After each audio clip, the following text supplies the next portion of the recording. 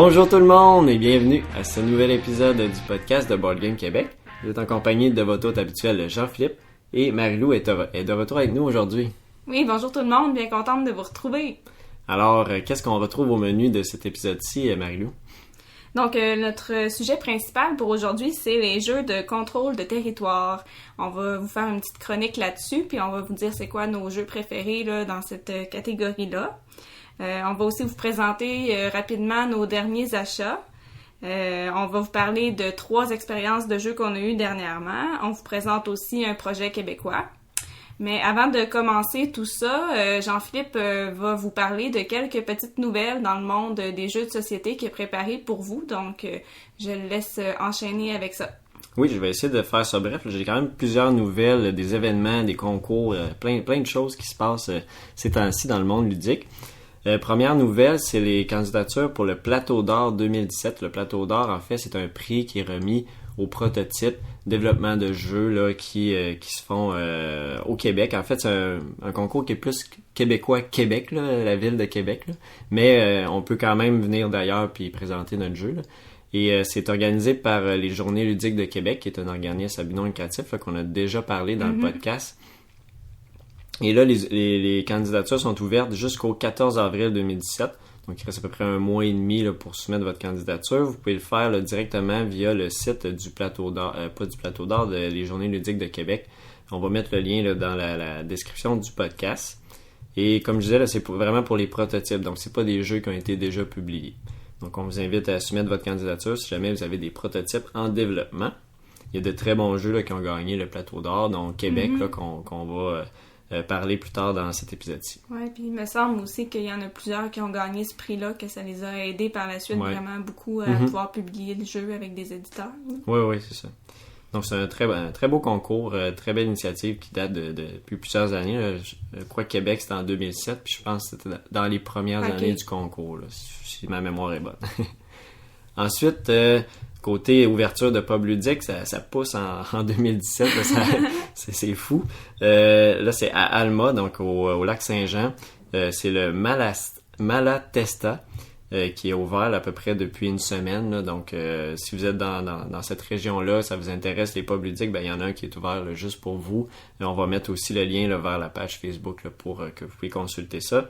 Donc, c'est le Malatesta. Ensuite, côté événement, il y a l'événement Montréal Joue qui regroupe jeux de société et jeux vidéo. Mais il y a quand même beaucoup d'activités là, pour les jeux de société, puis j'en ai sorti quelques-uns là, qui vont se passer dans les prochaines semaines, dont le plus gros par rapport aux jeux de société, c'est Jeux de société Montréal, qui est du 10 au 12 mars, c'est la 2e édition, et c'est au centre Pierre Charbonneau. Je pourrais pas vous dire c'est où pour ma part, mais si vous êtes dans le coin, si vous connaissez, bon, c'est au centre Pierre Charbonneau, c'est gratuit. On parle de 600 places assises, donc c'est pas rien, c'est vraiment très gros. C'est en collaboration aussi avec le pub Randolph là, de Montréal. La programmation n'est pas encore révélée, mais il va y avoir des tournois, des activités ludiques, etc., plein de choses. Peut-être qu'au moment où on va sortir l'épisode, ça va être en ligne là, la programmation. Aussi, donc le vendredi 10 mars, ça va être de 13h à 22h. Le 11 mars, c'est de 10h à minuit, donc quand même des belles plages de jeu. Puis le dimanche, c'est de 10h à 17h. Donc ça, c'est un gros événement. Autre événement qui, là, lui, les inscriptions sont terminées, mais je voulais quand même vous le mentionner, c'est le 24 heures de conception qui va avoir lieu du 25 au 26 avril, donc en fin de semaine prochaine. De 13h à 13h, il y a des équipes de 3 personnes, donc un concepteur, un développeur et un illustrateur qui vont travailler sur le développement d'un jeu en 24 heures. Donc ça va être pas pire. J'ai hâte de voir qu'est-ce qui va en ressortir, si on va voir des feedbacks, des retours sur cet événement-là, quel jeu qui va avoir été développé. Et ça va avoir lieu à Société V, qui est un endroit là, pour aller jouer plus un loft de joueurs, un endroit un peu plus tranquille là, pour jouer. Puis ils ont décidé de faire l'événement à cet endroit-là. Donc j'ai hâte de voir qu'est-ce que ça va donner, qu'est-ce qui va en ressortir. Il y a aussi un tournoi de Twilight Struggle qui a lieu du 4 au 4-5 mars. Il y a 64 places disponibles. Pardon. Donc, vous pouvez vous inscrire à ça aussi. On va mettre les liens là, de tout ça. Ou vous pouvez aller directement là, sur le site de Montréal Joue et vous allez retrouver toutes les infos qu'on dit en ce moment. Il y a aussi le dimanche des protos. Donc, ça a lieu à la récréation. Et c'est le 5 mars de midi à 18h. Donc, des gens qui ont des prototypes qui vont les présenter. Vous pouvez aller voir ces prototypes-là qui ont été développés. Tous des jeux québécois. Et finalement, il y a le club de conception TD qui a lieu dans les diverses bibliothèques de Montréal. C'est des ateliers de conception de jeux vidéo, de jeux de société. Donc, plus c'est dans la semaine de relâche, peut-être plus pour les jeunes, je ne sais pas exactement, il n'y a pas beaucoup de détails. Donc, je vous invite à aller voir ça. C'est dans la semaine du 6 mars. Donc, ça, c'est pas mal les activités qui regroupent dans Montréal Joue. C'est vraiment un gros événement. Je sais pas si on va aller faire un tour. Je sais pas si ça va donner dans notre horaire, mais c'est vraiment un gros événement. Là, c'est dans le coin de Montréal. Même n'importe où, là, vous pouvez vous déplacer. Je pense que ça va valoir vraiment la peine d'aller là. C'est intéressant qu'il ait ajouté comme un volet conception. Ouais, ça c'est. De pouvoir aller essayer des prototypes puis encourager les initiatives des gens d'ici. C'est vraiment inspiré des 24 heures de conception de jeux vidéo qui se font beaucoup quand même. Okay.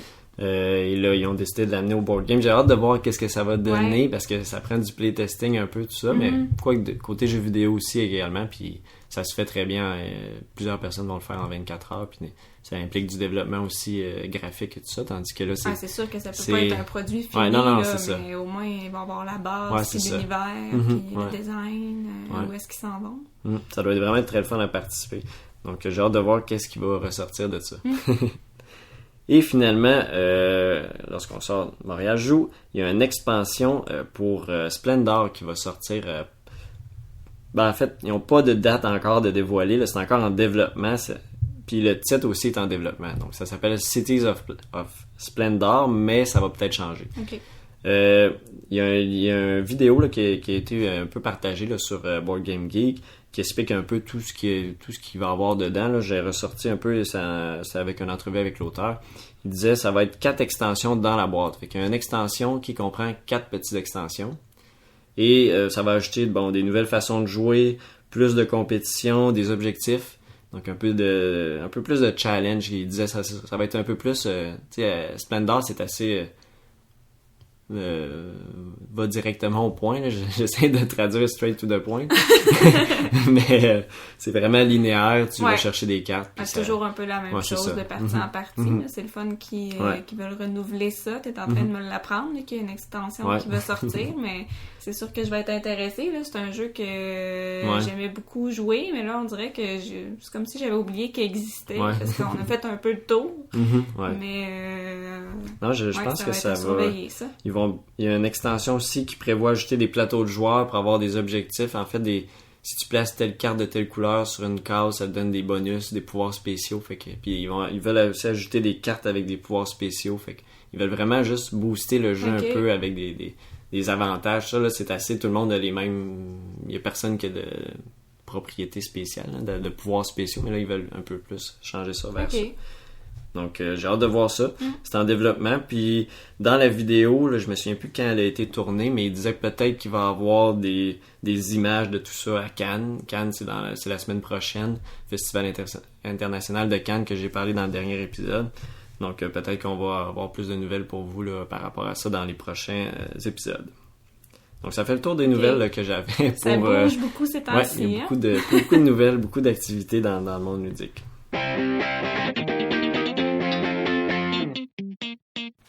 On est maintenant rendu à vous parler des jeux de contrôle de territoire.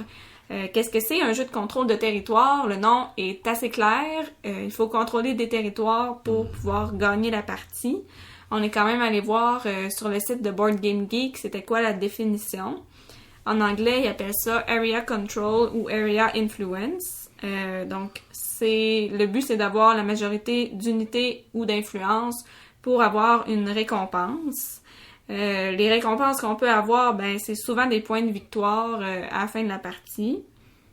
Ça peut être aussi un accès pour pouvoir produire des ressources ou un revenu que ce territoire-là va nous apporter.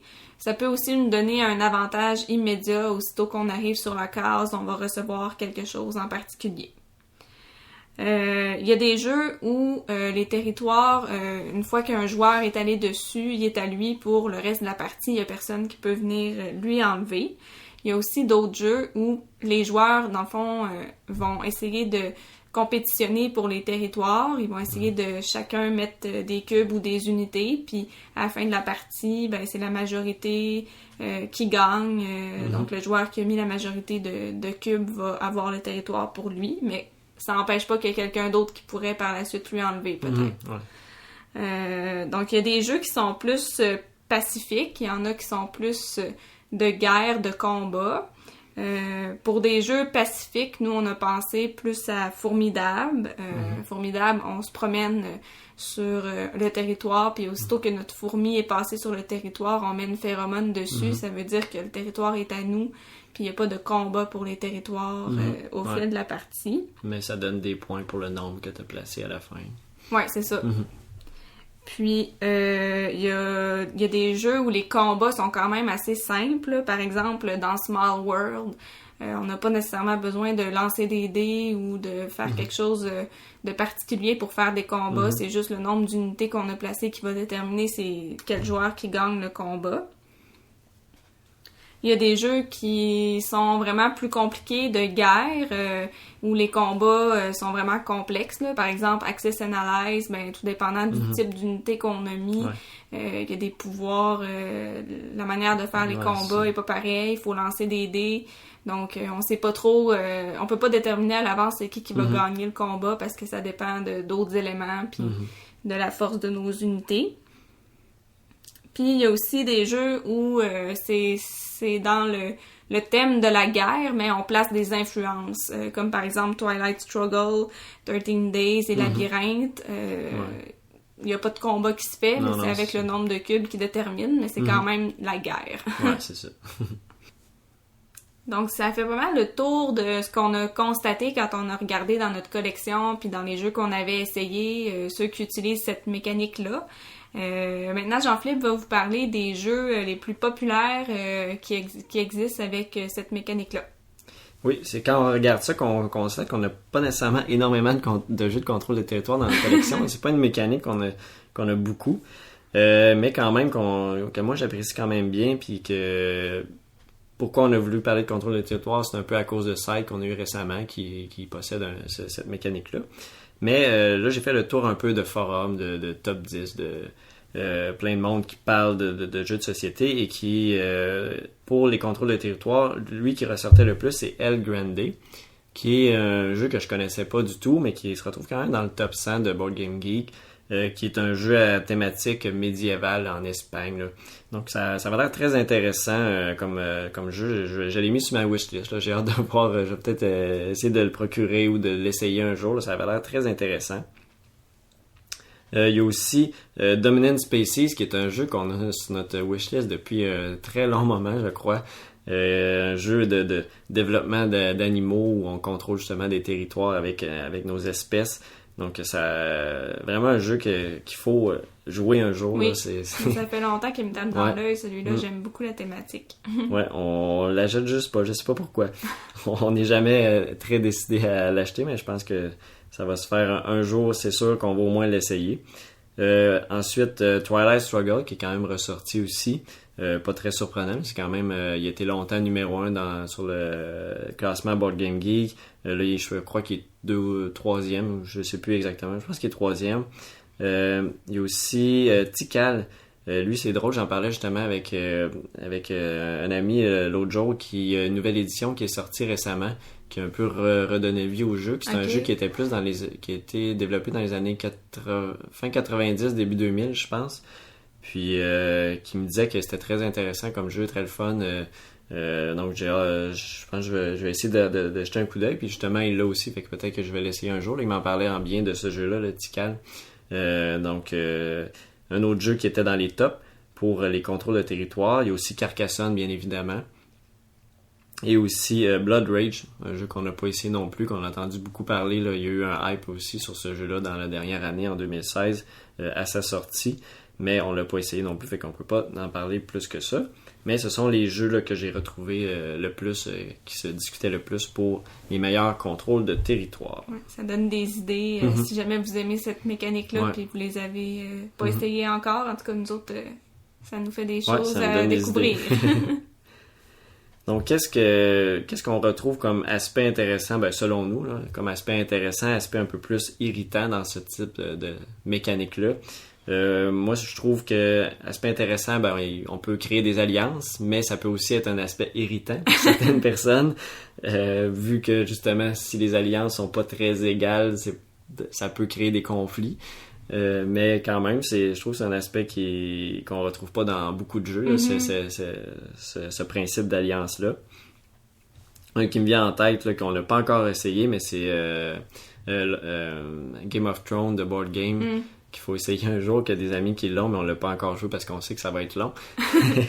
Intense. Et intense, effectivement. Mais dans ce jeu-là, on peut créer des alliances, on peut après ça backstabber, backstabber nos alliances, donc ça a l'air un concept très intéressant. Aussi, on peut avoir des déplacements qui sont tactiques, en fait. Vu qu'on contrôle le territoire, on peut décider d'entourer une personne, là, et on la bloque dans son coin. On prend un territoire, puis l'autre a de la misère à passer à cet endroit-là. Et il y a tout cet aspect-là de tactique, c'est pas juste de faire le plus de points, mais on peut aller nuire à l'adversaire pour justement réduire son nombre de points, réduire son contrôle de territoire. Donc ça, c'est un aspect que je trouve intéressant dans les contrôles de territoire. Et je trouve aussi que la thématique est souvent très présente dans ces jeux-là. On a souvent une thématique qui est très forte lors de contrôle de territoire, vu que justement, ça prend un but derrière tout ça. Pourquoi on veut contrôler ces territoires-là? Je pense que la thématique va de soi dans ce type de jeu-là. Et un autre aspect irritant qui va un peu avec les alliances, là, c'est que il peut arriver que plusieurs joueurs s'acharnent sur la même personne. Et là, ça devient un peu plate. Tout le monde se dit, on va bloquer lui, on sait qu'il est plus fort. Et là, ça peut devenir un peu irritant pour certaines personnes de se faire bloquer totalement. Donc, c'est les aspects intéressants et moins intéressants que pour moi, j'avais trouvé. Moi, je terminerais peut-être en ajoutant comme facteur, pas irritant, mais facteur qui peut bloquer certaines personnes comme nous. Puis je pense que ça explique pourquoi on n'en a pas beaucoup dans notre collection. C'est que ces jeux-là deviennent vraiment intéressants quand on est plus que 2 joueurs. Ouais. Parce que justement, quand on est 2, tout l'aspect faire des alliances avec les autres joueurs, il est pas là. Donc c'est vraiment un duel, puis des fois, ça devient un petit peu plate, là, tu sais. C'est comme chacun de son côté, tandis que aussitôt qu'on ajoute un 3e joueur, là, la dynamique change complètement parce qu'on n'a pas juste un adversaire contre qui s'acharner, comme tu disais. Fait que je pense que c'est peut-être pour ça qu'on n'en a pas beaucoup, parce que quand on a commencé à acheter des jeux, c'est sûr qu'on se concentrait plus sur les jeux qui pouvaient être le fun à 2. Puis dans ces jeux-là, quand tu vas regarder sur le site de Board Game Geek, c'est rare qu'ils disent qu'il est meilleur à 2. Ouais, c'est vrai. C'est souvent meilleur à 3, 4, 5 joueurs. C'est vrai. Fait que, mais on commence à découvrir plus ça parce que maintenant, avec le podcast, on a connu d'autres personnes qui sont rajoutées, avec qui on peut jouer à des jeux plus régulièrement, puis ça justifie qu'on peut en acheter, qui vont, des fois, ça se joue même pas à 2 joueurs. C'est ça. Fait qu'on commence à en acheter qui se jouent à partir de 3 joueurs, puis à plus les apprécier. Ouais, non, c'est vrai, c'est un bon point, j'avais oublié. Comme tu disais, ça arrive souvent que c'est des jeux qui sont même pas jouables à 2 joueurs, là. Donc qui sont à partir de 3. Alors, on voulait terminer cette chronique-là avec nos jeux préférés de contrôle de territoire. Moi, de mon côté, mon numéro 1, je pense que c'est Renoir. J'aime vraiment ce jeu-là juste d'avoir à... Quand tu contrôles un territoire, c'est pas juste le territoire que tu... En fait, il te donne même pas de points à la fin, ce territoire-là. C'est un endroit que tu peux cacher tes runes. Tu peux aussi... le territoire va te donner des ressources que tu vas pouvoir avoir à chaque tour. C'est vraiment... c'est très complet au niveau du contrôle de territoire. C'est pas juste d'aller une zone pour une zone puis ça fait un point de plus à la fin. C'est vraiment tactique. Cet aspect-là que j'apprécie beaucoup. Tu peux décider d'aller plus dans une zone pour bloquer l'autre. Donc, et c'est un jeu qu'il joue quand même très bien à 2, puis on l'a jamais essayé à 3 ou à 4, puis je pense que ce serait vraiment un jeu qui est meilleur, puis on se le dit à chaque fois, mais c'est un jeu qui est très long, donc c'est probablement une des raisons pourquoi on le sort pas très souvent, mais qui est tellement le fun, ce jeu-là. C'est vraiment quand je pensais à ça, je me dis, ouais, c'est vraiment Renoir, là, Contrôle de territoire, ça, c'est vraiment mon préféré. En premier lieu, c'est certain. Un autre que j'avais noté, qu'on a parlé récemment, là, Terra Mystica, qui lui, lorsque je regardais, ça disait que c'était pas nécessairement un contrôle de territoire, c'est plus une construction de route vu que de réseau en fait, vu qu'on faut agencer tous nos bâtiments un à côté de l'autre sur des territoires. Mais il peut avoir quand même la stratégie de bloquer l'autre qui peut pas aller plus loin avec sa construction, sa route dans le fond. Donc, je le considère quand même contrôle de territoire. C'est un aspect important. Ouais, c'est ça. Même si à la fin, ça donne pas un point par territoire que tu contrôles, mais c'est lui qui en contrôle le plus dans la même lignée, là, la suite la plus longue, lui fait plus de points, etc. Donc, c'est un autre type de contrôle de territoire, on pourrait dire. Mais si on va sur Board Game Geek et on voit les mécaniques, Area Control et Area Influence ne fait pas partie des mécaniques du jeu selon les utilisateurs. Ça vient des utilisateurs des jeux, là, toutes les mécaniques qui sont classées. Pour moi, oui. Là, je trouve que c'est vraiment important de faire attention où tu mets tes bâtiments, dans le fond, parce que si tu veux pouvoir prendre de l'expansion, il faut que les territoires à côté, ça soit plus facile pour toi d'aller les chercher, tout dépendant c'est quoi qui est sur la case. Là. Fait qu'il faut vraiment y penser, puis il faut vraiment bien choisir, parce que la première partie qu'on a jouée, c'est justement ça qui m'a nuit. J'étais mal placée sur la carte. Fait que, non, je pense que je suis d'accord avec toi. Puis c'est pour ça qu'il se retrouvait quand même dans certains tops là, de monde qui disait mes tops de contrôle de territoire, il était dedans. Fait que je pense que c'est juste partagé là, comme opinion. Mais c'est pas classique là, comme contrôle de territoire parce qu'il n'y a pas d'unité. Non, c'est juste la construction. Ouais. C'est très pacifique, mais tu peux quand même bloquer les autres. Et finalement, un troisième, que 13 Days, que je reviens toujours avec ce jeu-là. Lui, c'est plus au niveau de l'influence qu'on contrôle différentes zones, mais ça dépend des cartes agenda qui sont les points qui vont être carrés en fin de tour. Il faut mettre de l'influence sur une certaine ville. Et là, on va pouvoir la contrôler et faire des points, etc. C'est tout caché. C'est seulement les cartes agenda qui vont être scorées à la fin du tour. Donc, c'est tout un jeu de gestion d'un peu, pas un mind game, mais un peu de bluff, etc. Donc, c'est un autre aspect contrôle de territoire, mais lui, plus point de vue influence, point de vue plus politique, on pourrait dire.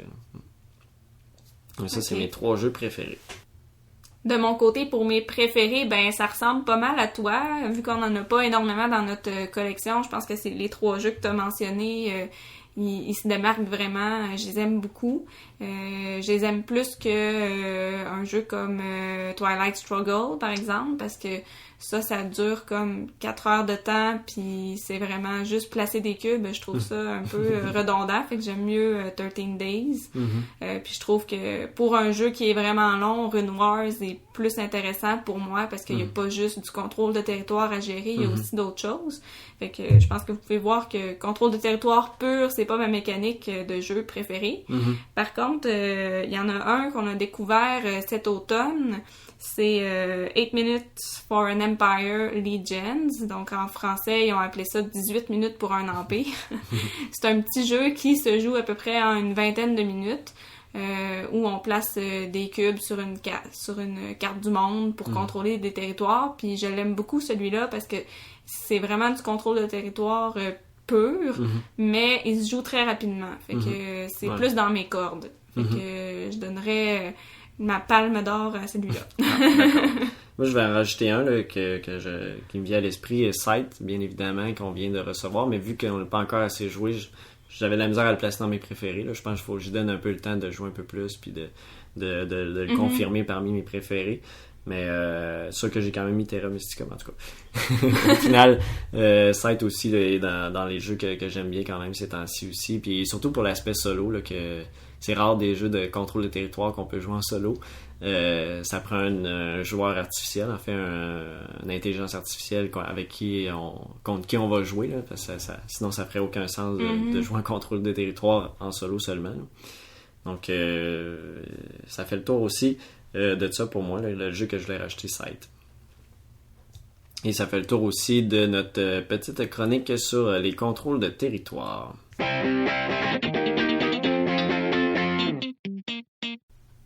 Donc, pour faire suite à la petite chronique qu'on vient de faire, on vous pose la question, quels sont vos jeux de contrôle de territoire préférés? Est-ce que vous avez des suggestions pour nous de jeux qu'on doit essayer absolument? Ou des questions, des commentaires, quoi que ce soit? On va vous expliquer comment nous rejoindre. Donc, notre site web, c'est le www.boardgamequebec.com. Il y a une section « Contactez-nous » pour nous envoyer un message. On a aussi une page Facebook, Board Game Québec. On a aussi un compte Instagram, BoardGameQC, et si vous vous abonnez à notre compte, vous allez voir passer des photos des parties qu'on joue presque en temps réel. Là. Jean-Philippe se fait un devoir de mettre des photos à chaque fois qu'on joue à un jeu, donc si vous voulez suivre ça, allez sur Instagram. Oui.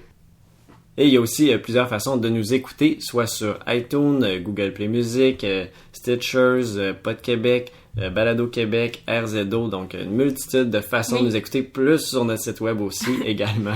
Vous avez l'embarras du choix, vous pouvez en parler à vos amis s'ils veulent nous écouter. Oui, effectivement. Puis si vous utilisez une autre plateforme de podcast puis on n'est pas dessus, ben indiquez-nous là puis on va rajouter à ça. C'est souvent très simple à faire.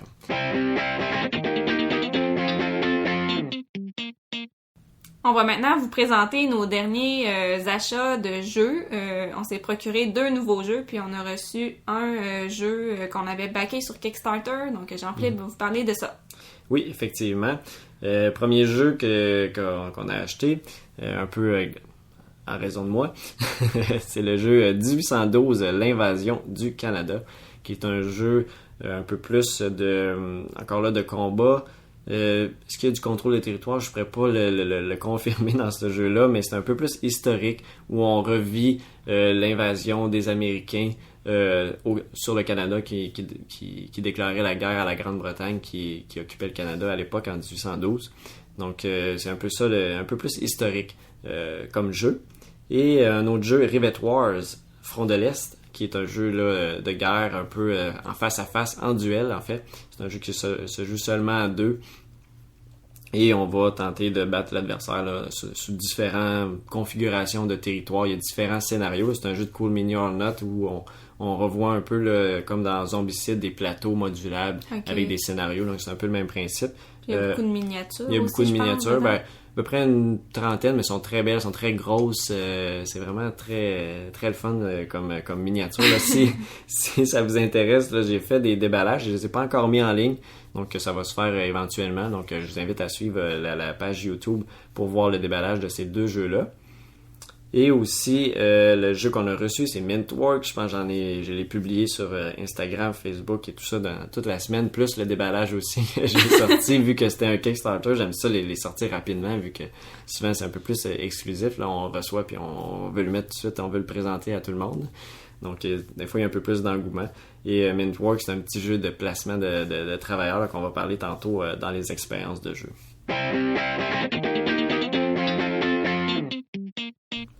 On est rendu à parler des expériences de jeu qu'on a vécues dans les dernières semaines. On a 3 jeux à parler, dont Québec, Marco Polo, les voyages de Marco Polo et Mintworks. Donc le premier, c'est Québec, qui est un jeu pour 2 à 5 joueurs, qui est sorti en 2011, un jeu de Pierre Poisson-Marquis et Philippe Baudouin, et édité par le Scorpion Masqué et Hystary Games. C'est une durée de 75 minutes environ. Peut-être un peu plus, là, je trouve l'estimation un peu basse. C'est un jeu qui a gagné, comme on disait en début d'épisode, le Plateau d'Or en 2007. Donc le fonctionnement du jeu, c'est assez simple, ça se déroule sur 4 siècles, 4 ères de Québec, donc les années 1600, 1700, 1800, 1900, 2000 à peu près, là, début 2000. Donc 4 siècles où on va construire des bâtiments et les autres joueurs vont nous aider à construire ces bâtiments-là et ça va leur donner des bonus. Et on doit aussi s'assurer d'être influent là, dans les 4 sphères du pouvoir, dont la religion, la politique, le culturel et le commerce. Donc il y a 4 sphères à gérer et c'est vraiment là que ça joue dans le jeu. C'est là qu'on va faire beaucoup de points et aussi en construisant des bâtiments qui vont nous donner aussi également des points. Donc le déroulement d'un tour de jeu, chaque joueur va jouer une action à tour de rôle. Et on démarre, les 4 actions possibles, c'est démarrer la construction d'un nouveau bâtiment. Ça veut dire, dans le jeu, on va avoir un architecte qui va entamer la construction de bâtiments et les autres joueurs vont pouvoir venir y contribuer. Et lorsqu'on démarre une nouvelle construction, ça veut dire qu'on termine la construction d'un autre bâtiment qui, lui, va nous donner des points dépendant s'il y a 1, 2 ou 3 contributions, 1, 2 ou 3 étoiles. C'est aussi simple que ça. Donc, plus il y a de monde qui a contribué, plus ça va nous donner des points en fin de partie. Autre option, c'est contribuer à la construction de bâtiments, effectivement. Si on contribue à notre propre construction, ça ne nous donne pas de pouvoirs spéciaux, tandis que si on contribue aux autres, ça nous donne des pouvoirs spéciaux qui vont parfois nous permettre de mettre de l'influence un peu partout et de faire plus de points en fin de ce tour-ci. Donc, il y a vraiment un aspect stratégique de choisir les bons bâtiments à construire pour que les autres viennent nous aider à les construire. La troisième option qu'on peut faire dans un tour, c'est envoyer un travailleur dans une des zones d'influence. C'est pas une option qu'on utilise très souvent puisque c'est pas très efficace comme option. Puis ça m'amène à vous expliquer un peu, il y a un concept dans le jeu de travailleurs actifs et passifs. Il y a des options comme démarrer la construction d'un nouveau bâtiment et certains pouvoirs qui vont nous permettre de passer un travailleur de passif à actif. Et c'est les travailleurs actifs qu'on va pouvoir utiliser pour contribuer au bâtiment et placer dans une zone d'influence. Donc, c'est pas la meilleure option, mais ça reste... Des fois, ça peut juste jouer sur le contrôle que je vais expliquer tantôt des différentes zones où il faut être en plus grand nombre pour faire basculer les travailleurs. Là, je vais l'expliquer un peu plus tantôt. Et finalement, la quatrième option qu'on peut faire, c'est de prendre un leader. Il y a 5 leaders qui sont optionnels. Là, dans le jeu, on n'est pas obligé de jouer avec les leaders. On peut les mettre ou on peut ne pas les mettre. Et eux ont des pouvoirs spéciaux, là, par exemple, faire des points si on construit tel bâtiment, selon le nombre d'étoiles. Pouvoir, si on contribue à un de nos bâtiments, on peut avoir le pouvoir aussi. Il y a d'autres pouvoirs comme ça. Il y a un deuxième architecte, on peut avoir 2 architectes en même temps. Et là, on peut construire plus de bâtiments. Donc, il y a différents pouvoirs pour les leaders. Donc, c'est comme ça que se joue un tour de jeu. À la fin d'un siècle, donc à la fin à chacun des siècles, il y a une phase de pointage. Et la fin d'un siècle, en fait, se termine lorsque un joueur veut construire un nouveau bâtiment et il n'y en a plus dans ce siècle-là. Donc, ça déclenche automatiquement la fin de ce siècle-là. Et là, on fait une phase de points. Ça veut dire un travailleur vaut 1 point dans une zone d'influence. Mais je dirais, l'aspect intéressant dans le jeu, c'est que si on est plus de travailleurs dans une des zones, ce joueur-là va basculer la moitié de ses influences vers l'autre zone suivante qu'on va calculer les points. Donc, ça joue dans un sens horaire de zones d'influence, des 5 zones d'influence. En fait, les 4 zones d'influence et la citadelle. On démarre toujours la partie à la citadelle et ensuite, on se dirige vers une des zones d'influence dépendant du siècle où on est rendu. Donc, il y a vraiment un aspect intéressant de se créer des majorités. On peut aussi aller créer des majorités un peu plus loin dans l'ordre des influences qui vont être comptabilisées pour bloquer la progression des autres joueurs avec les basculements. Donc, c'est un concept très intéressant. Ensuite, à la fin de la partie, il y a des points pour les événements. Ça, c'est un aspect aussi qu'on peut rajouter dans le jeu qui est facultatif, qui permet des fois de un peu enligner les gens vers un objectif, par exemple, d'avoir le plus de bâtiments collés ensemble, etc. là. Ensuite, il y a des points pour les bâtiments qu'on a construits. Donc, si 1 étoile, c'est 1 point, 2 étoiles, 3 points, 3 étoiles, 6 points. Donc, c'est plus payant de faire des bâtiments à 3 étoiles. Il y a aussi 2 variantes dans le jeu, en fait familial ou expert. Et dans la variante expert, il faut définir un quartier, ça veut dire tous des bâtiments qui sont collés ensemble, qui nous appartiennent. Eux vont faire des points, les autres ne feront pas de points. Tandis que dans la version familiale, ce sont tous les bâtiments qu'on a construits qui font des points. Et ça fait une très grande différence dans le jeu. On s'en est rendu compte lors de la dernière partie. Et finalement, il y a des points pour les contributions restantes, des petits points si on a contribué à certains bâtiments et que la partie est terminée. Et des points pour les travailleurs actifs qui restaient dans notre possession. Et le joueur avec le plus de points, au final, gagne la partie. Donc, c'est aussi simple que ça, ce jeu-là, mais il y a beaucoup de stratégies quand même à penser et à faire. Donc, pour mon appréciation du jeu, au niveau des composantes, là, ça va être assez bref. C'est de très bonne qualité en général. Graphisme, très bien aussi. Et rien à tout casser non plus. mais ça fait très bien le travail. Moi, j'apprécie bien tout ce qu'on retrouve dans la boîte. Les règlements aussi, différents niveaux de règles, comme j'ai dit, expert et familial. Donc ça, c'est très bien aussi. Puis, on n'a pas de difficulté à se retrouver là, dans les règles. Ils sont très bien organisés aussi. Au niveau plus là, de la jouabilité, du gameplay, comme je disais, les phases de pointage, des zones d'influence, c'est vraiment le point fort du jeu, de vraiment se concentrer sur est-ce que je dois aller plus dans cette zone-là pour influencer ou je suis déjà trop en retard que je suis mieux d'aller dans la zone d'après et bloquer la progression d'un autre joueur. Ça, je trouve vraiment, c'est très tactique. Et la façon aussi que ça va marcher, c'est que si on contribue à un bâtiment d'une couleur jaune, par exemple, ça est lié au commerce. Si le joueur le construit, donc il se déplace son architecte, nos jetons jaunes vont aller, vont aller dans la zone jaune. Donc, ça se peut qu'à la fin d'un tour, si le joueur n'a pas construit le bâtiment qu'on pensait, qu'on n'a pas toute l'influence qu'on voulait dans la zone. Donc ça, c'est un aspect très intéressant. On aide en fait les joueurs. Faut penser avant de se déplacer. Est-ce que ça va nous nuire? On est mieux de les garder pour l'âge suivant? Donc ça, c'est vraiment des très beaux points dans ce jeu-là. Il y a aussi le choix des bâtiments, là, c'est vraiment important, comme je disais tout à l'heure, de lequel qu'on va choisir à aller construire, parce que s'il y a un pouvoir qui est vraiment intéressant pour les autres, il y a beaucoup de monde qui vont venir contribuer, donc lorsqu'on va le construire, en fait, on n'aura pas à attendre longtemps avant qu'il soit à 3 contributions, et là, il va être un bâtiment à 3 étoiles, donc 6 points à la fin de la partie, tandis que si on choisit un mauvais bâtiment, qu'il n'y a personne qui vient contribuer, une personne, puis là, on décide, on n'a pas le choix de se déplacer ailleurs, parce que là, on n'a plus de travailleurs actifs. Donc, et là, on va juste avoir un bâtiment à 1 étoile qui vaut 1 point. Ça a vraiment un grand enjeu dans la partie.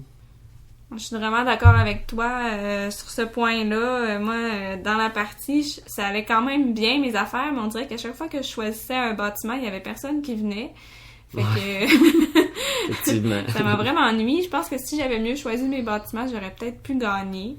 Mais je trouve qu'il y a vraiment une belle complexité à ce niveau-là. Tu sais, il faut prendre notre décision pour le bâtiment en se disant, bon, faut que j'essaye d'attirer les autres joueurs, mais faut pas non plus que je me bloque, parce que quand on choisit un bâtiment, si on contribue à notre propre bâtiment, à moins d'avoir un pouvoir spécial, on n'a pas le bonus qui va avec ce bâtiment-là. C'est juste les autres joueurs, quand ils viennent, qui vont l'avoir. Fait que là, moi, j'essayais de choisir en me disant, ben si je prends ce bâtiment-là, je pourrais pas utiliser le pouvoir. Fait que je vais en prendre un autre qui est un peu moins intéressant en pensant que les autres joueurs vont venir, mais tout le monde veut avoir les bâtiments intéressants aussi pour pouvoir faire des points à la fin. Fait que c'est là que c'est dur à choisir des fois, là. Je pense que j'avais un peu la même réflexion que toi, puis je pense que j'ai eu quand même assez de contributions, un peu plus que toi à ce niveau-là, mais des fois c'était plus long avant d'avoir la contribution totale, tandis que ma mère, je pense qu'on a contribué à tous ces bâtiments très rapidement, puis on s'est rendu compte à la fin qu'elle avait beaucoup de bâtiments. Je pense qu'elle avait pour facilement plus que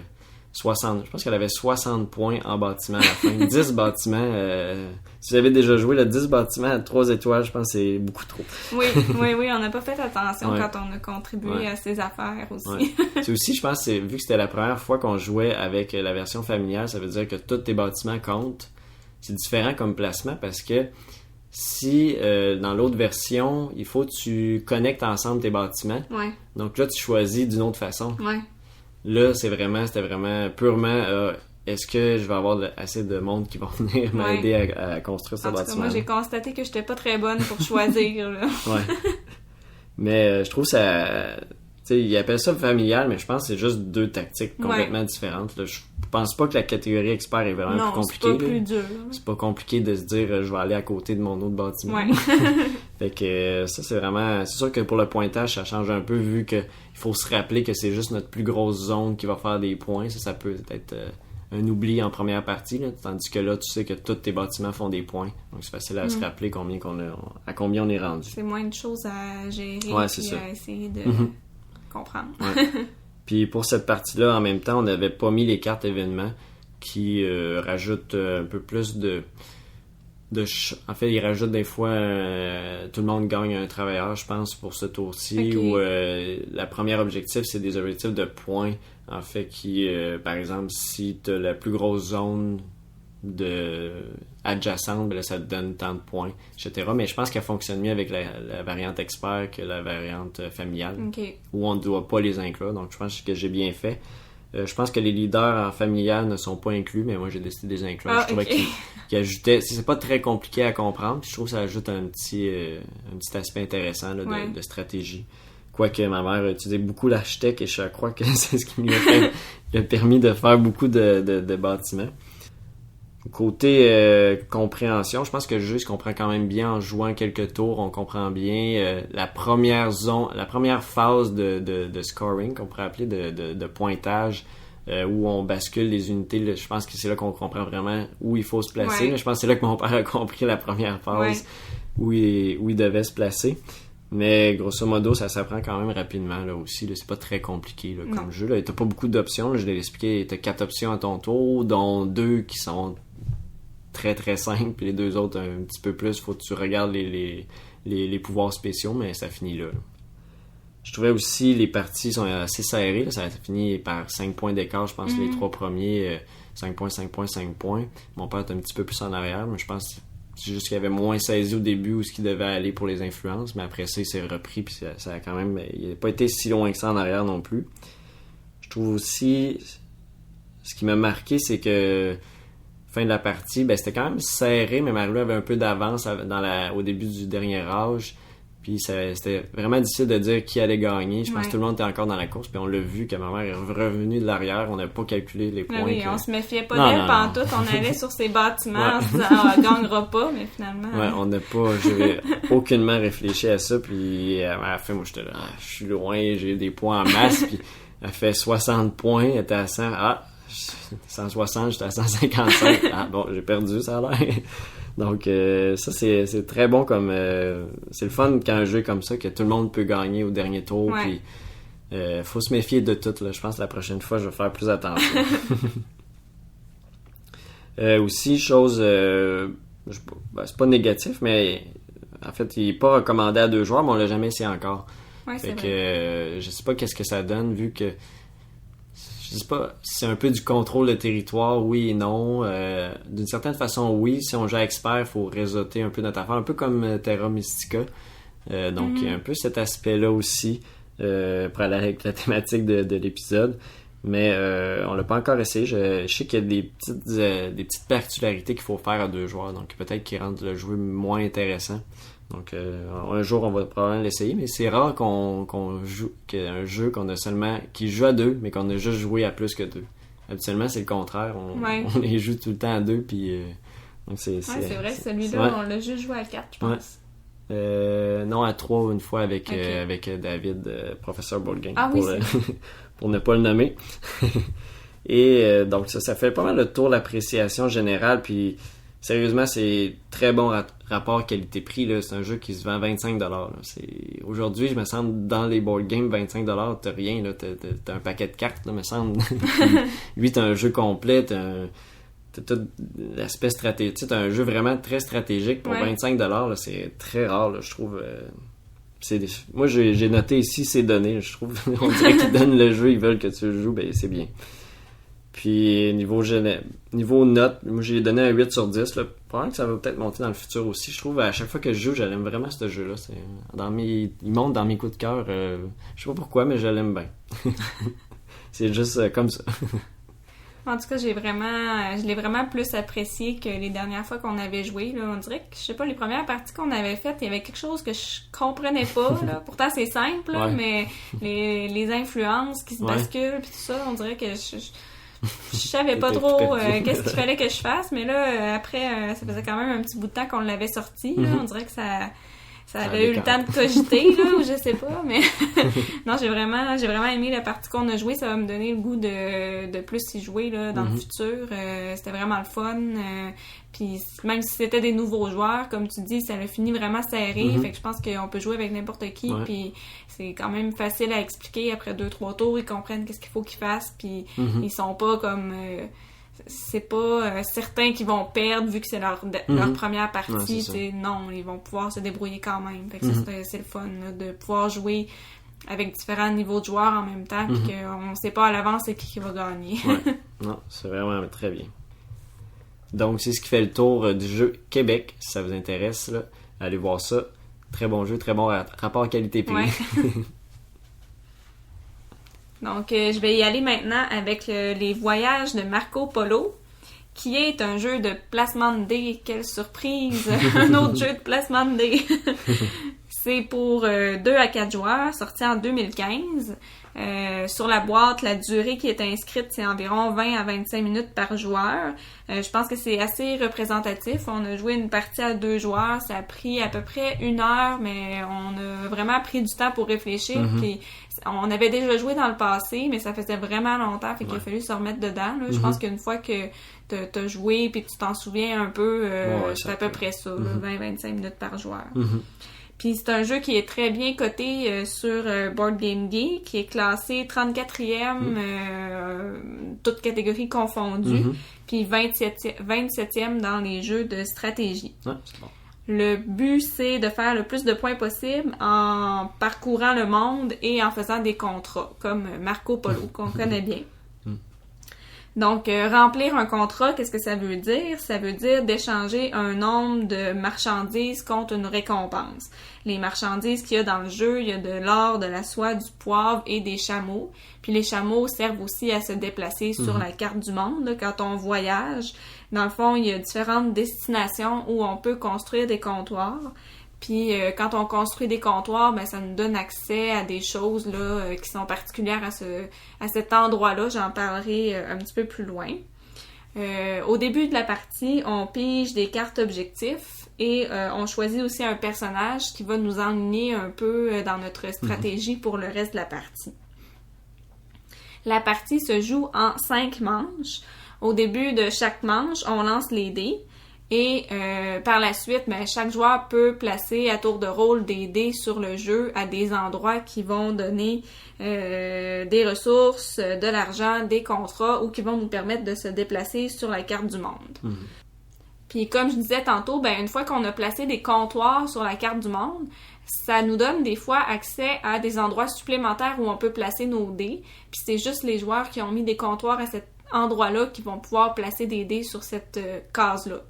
Donc, ça nous donne comme des actions de plus qu'on peut faire qui peuvent être plus intéressantes que qu'est-ce qui est à la base disponible dans le jeu. Une chose qui est importante à savoir dans ce jeu-là, c'est que quand on met des dés sur un endroit, ça n'empêche pas nécessairement les autres joueurs de venir placer des dés aussi. Ils peuvent quand même placer leurs dés, c'est juste qu'ils doivent payer des pièces d'or, tout dépendant des chiffres qui sont sur les dés qu'ils ont placés. Ça peut être plus ou moins d'or. Là, on prend toujours la valeur du plus petit dé. Puis la valeur du plus petit dé aussi, c'est important. Quand on met des dés sur un endroit, c'est toujours ça qui va déterminer c'est quoi la récompense, le bonus qu'on va avoir.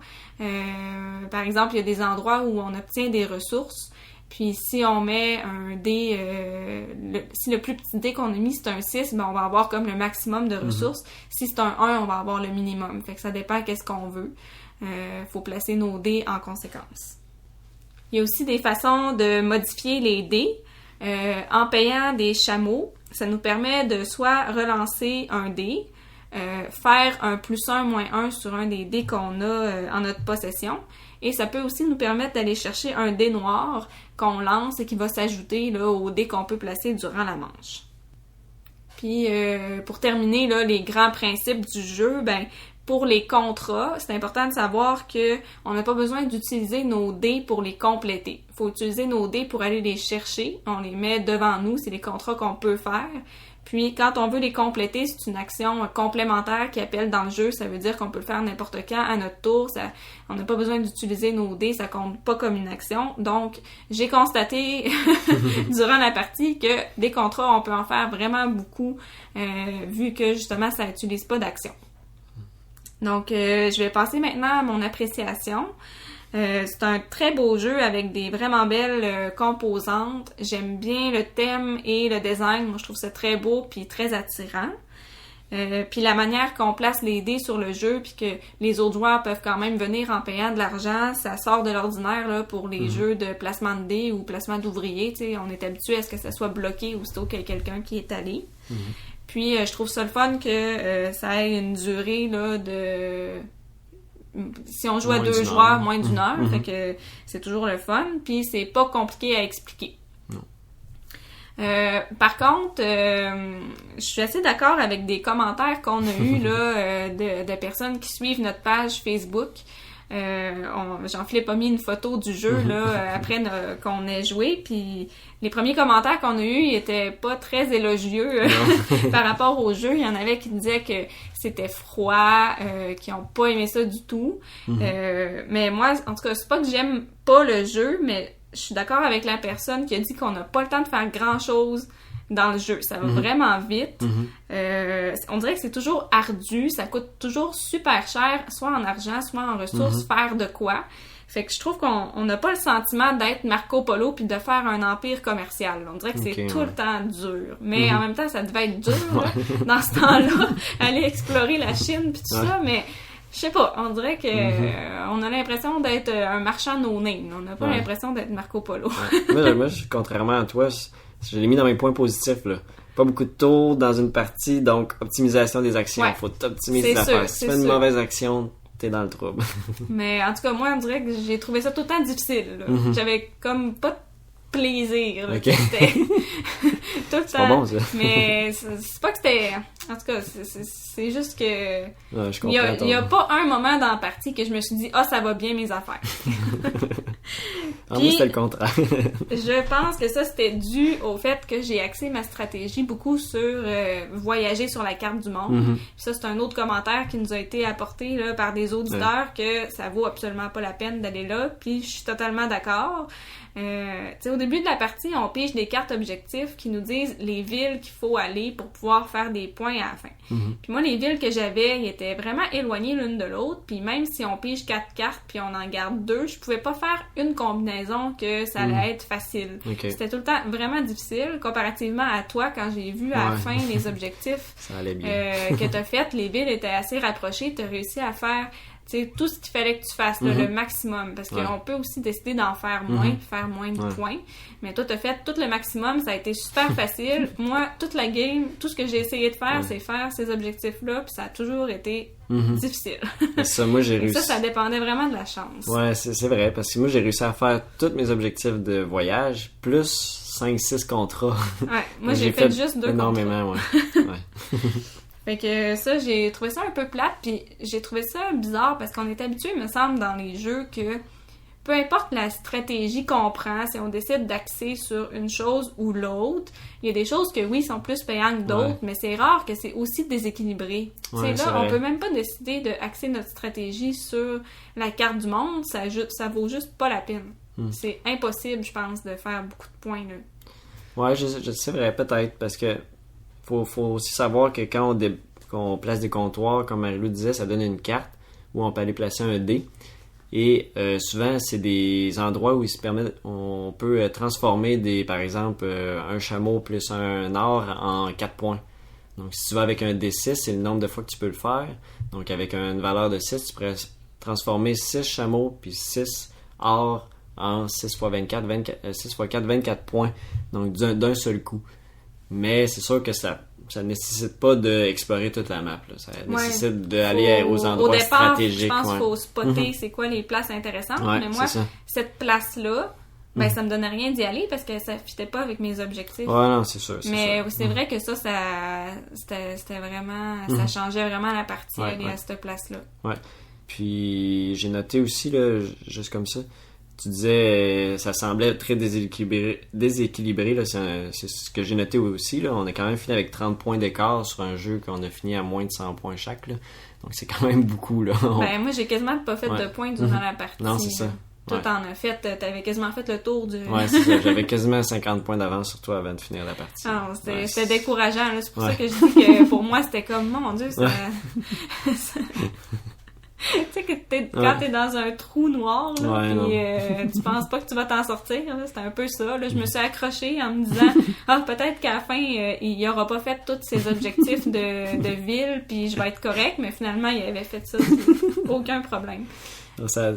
J'avoue que ça a très bien été. Je sais pas si c'était dans les high scores qu'on peut le faire, j'en ai aucune idée, probablement parce que tout a bien été de mon côté.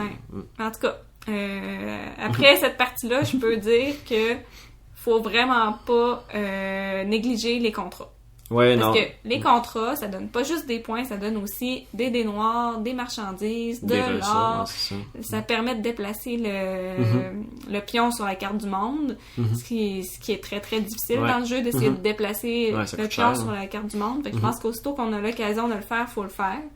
Mais peut-être pas juste penser à cet aspect-là.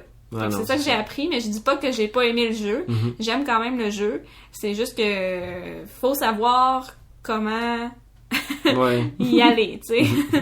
On dirait qu'il y a juste... j'ai l'impression qu'on n'a pas la liberté de notre stratégie, tu sais. Elle est dictée par ton personnage, par tes objectifs, mais faut pas... Je pense qu'il faut pas que tu te fies trop à tes objectifs de cartes, finalement. Au final, tu peux te dire « Ah, ça va être vraiment trop impossible, je suis mieux de pas trop aller vers ça. » Mais j'avoue, peut-être que c'est un aspect déséquilibrant du jeu, déséquilibré, qui fait que souvent quand t'as des cartes d'objectifs dans un jeu, tu vas te dire « Ah, ça, faut que je fasse ça, ça va me faire des points, puis je vais faire d'autres choses à côté, mais peut-être pas ce jeu-là. » Ça fait pas mal le tour de mon appréciation pour les voyages de Marco Polo. Je comprends les commentaires que les gens nous ont faits. Juste pour conclure par rapport à ça, justement, les commentaires, c'était vraiment soit le monde déteste, soit le monde aime vraiment, c'est dans leur top 10. Il y en a un qui m'écrit sur Instagram, il dit c'est mon jeu préféré de 2015, il est encore dans mon top 10, t'sais. Puis il y en a d'autres qui jaillent ça pour mourir. On aime ou on n'aime pas. On vous invite quand même à l'essayer pour voir c'est quoi votre opinion. Et si vous aimez les placements de dés, c'est une petite variante différente avec on peut aller aux mêmes endroits puis payer plus cher. En tout cas, ça ajoute, c'est un peu différent de d'autres placements de dés. Donc ça conclut pas mal Marco Polo, je pense que ça fait le tour. Et moi, je voulais parler, pour terminer, des expériences de jeu de Mintworks. Un jeu, comme j'ai dit tantôt, on a reçu Kickstarter c'est dans les dernières semaines, et c'est un jeu pour 1 à 4 joueurs, sorti en 2017. Je vais me répéter encore, Kickstarter. Et par Justin Blask, et c'est un jeu édité par 524 Labs, qui est une durée de 10 à 20 minutes, et c'est un placement de travailleurs, donc un placement de travailleurs très rapide. J'en connaissais pas, et vraiment très intéressant. Donc pour expliquer le fonctionnement, c'est c'est lui qui va avoir le plus d'étoiles à la fin de la partie qui va gagner, mais comment que ça déclenche la fin de partie, c'est lorsqu'un joueur atteint 7 étoiles, on termine le tour en cours, donc il y a une possibilité de dépasser le joueur qui a plus que 7 étoiles, mais c'est le joueur qui a le plus d'étoiles à la fin qui remporte la partie. Et au cours de la partie, on va construire notre petite ville qui va comporter des bâtiments qui vont nous donner certains avantages et qui vont nous donner des travailleurs au début de chaque tour ou qui vont nous donner justement des étoiles pour réussir à gagner. Il y a différentes actions qui sont disponibles dans le jeu. Donc, il y a en fait, ce sont des cartes qui comportent des petits ronds où on peut mettre nos petits travailleurs qui ressemblent à des petites menthes. Là. C'est des petits rondelles de bois peintes en blanche là, on dirait qu'on peut les manger. Oui, vraiment. Moi, quand j'ai ouvert la boîte, là, si vous allez voir le déballage, je pense que c'est ça que je dis. On dirait vraiment des petites menthes, puis on a le goût de je sais pas si tu l'avais mentionné, mais juste la boîte de jeu, c'est contenant de menthes. Oui, c'est ça. C'est le concept du jeu. Là. C'est un jeu portatif. En fait, c'est un jeu qui est, si je me trompe pas, ça vient d'un concours de jeux de Mintbox. De boîte de menthe. Donc, le but, c'était de faire des jeux qui rentrent dans une boîte comme ça. Si je me trompe pas, je crois que c'est ce jeu-là. En tout cas, ça rentre très bien dans une poche. Puis, c'est ça. Quelqu'un pourrait penser que c'est vraiment une boîte de menthe. Oui, effectivement. Et se casser les dents sur... Avant, il y a des cartes dedans. Là, il va peut-être se poser des questions, en tout cas. Et donc, dans les différentes actions qu'on peut faire, ce sont des cartes qui vont nous dicter les actions qu'on peut faire, où on peut aller placer nos travailleurs. Donc, on peut recevoir des travailleurs, acheter des bâtiments, construire des bâtiments, donc le but principal du jeu. Il y a différents types de bâtiments, il y en a 4 types. Il y a les bâtiments de culture, de production, de utilitaire et des titres de propriété qui vont nous donner, en fait, les titres de propriété, ça nous permet de contrôler une des cartes d'action ou si un joueur va là à la fin du tour, au début d'un prochain tour, on gagne des travailleurs de plus. Donc c'est une façon de produire des travailleurs. Comme je disais, les cartes production, c'est souvent axé sur la production de travailleurs. Donc au début d'un nouveau tour, tout le monde reçoit un travailleur de base, plus ceux qui lui restaient au dernier tour. Mais il peut aussi en produire avec ces cartes-là. Donc c'est un moyen d'augmenter notre nombre d'actions qu'on peut faire. Lorsqu'on va acheter des bâtiments, en fait, il va falloir payer un nombre de travailleurs dépendant du coût de la carte. Ça va de 1 à 4, 1 à 5. 1 à 5 travailleurs. Donc, plus la carte requiert de travailleurs, plus elle est payante, plus elle permet de faire des points de nombre d'étoiles ou des avantages très intéressants. On joue en tour par tour jusqu'à temps que tous les joueurs aient passé consécutivement, puis ensuite on fait un nouveau tour. Et la partie termine, là, comme j'ai mentionné tantôt, lorsqu'un joueur a atteint 7 étoiles, on finit le tour en cours et lui qui a le plus de points remporte la partie. Donc ça joue très rapidement. Là. Je pense qu'on a fait 2 parties consécutives en moins de 10 minutes. C'est 10 minutes. Ouais. On parle de 10 à 20 minutes, mais je pense que c'est plus autour de 10 minutes facilement. Donc au point de vue de mon appréciation, moi je trouve que c'est un très bon jeu pour introduire le placement de travailleurs. C'est très rapide, comme on dit. Là. Si la personne n'aime pas ça, ben elle va le savoir tout de suite, puis ça n'aura pas pris 2 heures. Souvent des jeux de placement de travailleurs, on parle facilement d'1 heure et plus, là, contre 1 heure et plus. Et très portatif, très rapide à jouer aussi, comme je disais. On peut jouer plusieurs parties consécutives. La variante solo, la variante solo est très bien, là. On joue contre un joueur artificiel, donc il y a 4 différents joueurs artificiels contre qui on peut se battre. J'en parle souvent là, des variantes solo, moi j'aime bien quand on se bat contre quelqu'un et non qu'on fait le plus de points possible. Donc ça j'apprécie bien, puis ça joue très bien aussi encore là en 10 à 15 minutes. Puis les niveaux de difficulté sont quand même intéressants. Je crois pas qu'ils ont, en fait, je dis des niveaux de difficulté, mais ils ont différents pouvoirs, les 4 intelligences artificielles, mais je pense pas qu'il y a vraiment de niveau de difficulté défini, là. Mais je crois qu'il y en a qui sont plus difficiles que d'autres. Il y en a une que j'étais vraiment loin de réussir à gagner, tandis qu'une autre, j'ai réussi à battre un peu plus difficilement, mais quand même, j'ai réussi à gagner pareil à la première tentative. Question que je me pose à propos de ce jeu-là, à quel point on va pouvoir y rejouer souvent? Est-ce que ça va venir... Tu sais, il n'y a pas énormément de cartes différentes. En fait, les options sont souvent les mêmes. On peut rajouter des cartes spéciales qui rajoutent quelques options à chaque partie. Il y a 2 cartes qui rajoutent 2 options, mais il y a 4 cartes comme ça. Donc, au final, au bout de peut-être dizaines de parties, on va avoir passé toutes les possibilités d'action possibles. Donc, je sais pas si ça va se jouer beaucoup, vu qu'en plus, c'est un jeu rapide. Donc, souvent, on enchaîne quelques parties consécutives. Je me pose cette question-là, mais c'est quand même un jeu qui va s'amener très bien en voyage ou quoi que ce soit, là, très portatif. Puis un placement de travailleurs, donc ça, c'est le fun. Ouais, ça fait changement des autres petits jeux de cartes qu'on a, là. Ouais, c'est ça. Souvent, c'est les jeux rapides, c'est The Game, un jeu de cartes, For Sale, un jeu de cartes. C'est souvent des jeux de cartes. Ouais. Ouais. Est-ce que tu avais des points à rajouter à ça?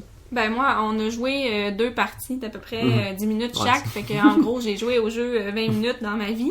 Fait que c'est sûr que j'ai pas énormément de commentaires, mais je trouve que c'est vraiment cute et sympathique.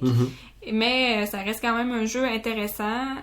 Mais comme toi, je pense que quand on va avoir joué plusieurs parties, on va savoir c'est quoi les bâtiments qu'il faut absolument aller chercher pour gagner. Puis ça va vraiment vite, là, les parties...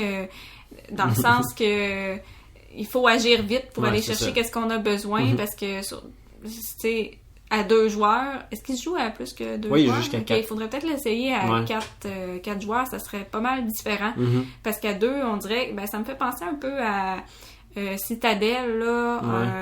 On avait déjà mentionné que sûrement qu'après plusieurs parties, tu sais exactement qu'est-ce qu'il faut que tu fasses pour gagner à 2. Ouais. Fait que j'ai l'impression que c'est ça aussi. Là, je pense que oui aussi. Il y a un bâtiment, entre autres, que je pense que t'es allé le chercher les 2 fois puis t'as gagné 2 fois. En tout cas, tu sais, il y en a un en particulier qui fait, ben dans le fond, il fait 1 étoile par bâtiment que t'as déjà en possession.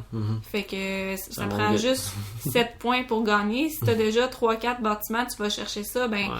Ça change toute la partie. Juste en allant chercher cette carte-là, ça change tout. Mais elle coûte beaucoup de travailleurs. Donc il faut que tu aies une production aussi. Fait qu'il y a un aspect stratégique. Mais non, j'ai beaucoup aimé. Là, puis le design, là, c'est vraiment super. Là, très bonne idée. Je trouve ça vraiment cool. Ouais, très cool ce petit jeu-là. Mintworks. Vous allez aller jeter un coup d'œil à ça. Je sais pas s'il va sortir en magasin éventuellement. J'en ai aucune idée. C'est un Kickstarter. Des fois, ces petits jeux-là, ça se rend pas jusqu'ici. Peut-être que vous allez le trouver en ligne ou quoi que ce soit. Là, si on voit ça passer, on vous en fera part là, dans un futur épisode. Et ça termine aussi là, nos expériences de jeu pour cet